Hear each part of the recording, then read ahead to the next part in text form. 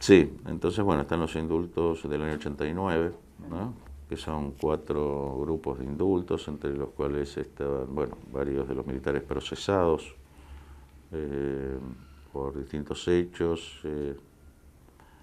Bueno, había algunos por el tema de las Malvinas, incluyen incluso algunos dirigentes de organizaciones revolucionarias. Y nosotros hacemos una campaña muy fuerte en contra del indulto. Publicamos, hacemos una gran colecta de dinero, la firma de mucha gente muy conocida en España, artistas, intelectuales, gente del mundo de la cultura, del deporte, del trabajo, etcétera. Publicamos una solicitada en el diario El País, que es el diario más importante de España. Aquí, yo no me acuerdo si fue en Página 12, creo que sí, y en otro periódico. Y nos desarrollamos la idea de que el indulto consolidaba definitivamente la impunidad, es decir, que ya era el último toque, el cierre absoluto de la posibilidad de la justicia, de un poquito de justicia, aunque fuera. Y entonces decidimos crear una asociación que se llama Asociación Argentina por los Derechos Humanos de Madrid, que fundamos en el año 89,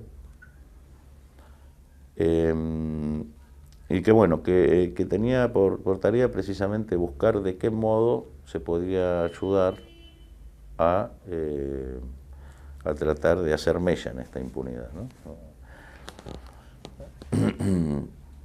Y bueno, pasan unos cuantos años en la que hacemos distintas actividades, por ahí hacemos actos, hacemos seminarios, hacemos encuentros,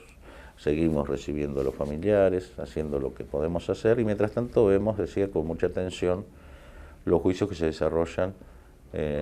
los procesos judiciales que se desarrollan en Francia, Italia, y también se empezaron a desarrollar en Alemania,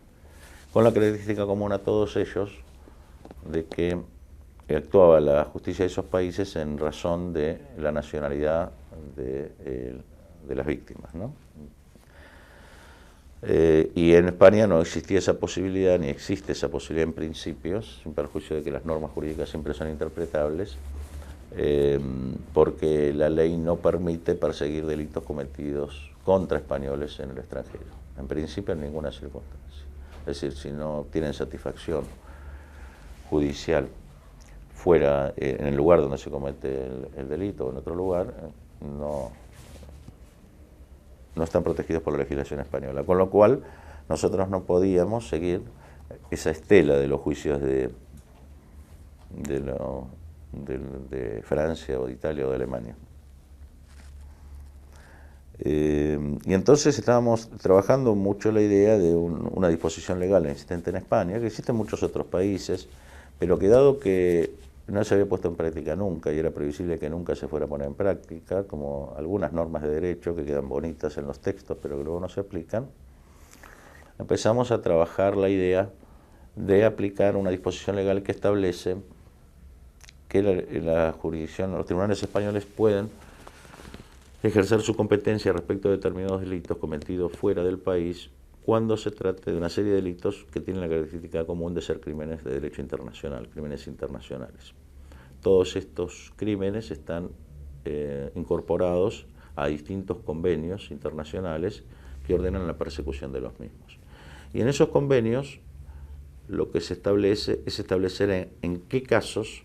es obligatorio que un país ejerza su jurisdicción.